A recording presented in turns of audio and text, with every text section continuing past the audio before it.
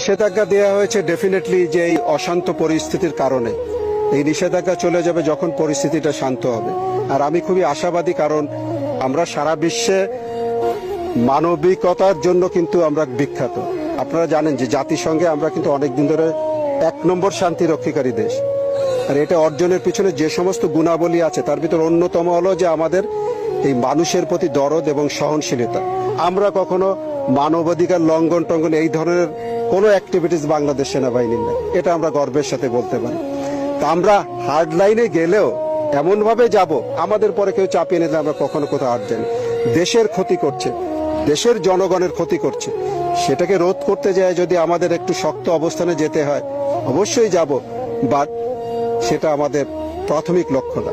আমরা শান্তিপূর্ণভাবেই সবকিছু সমাধান চাই।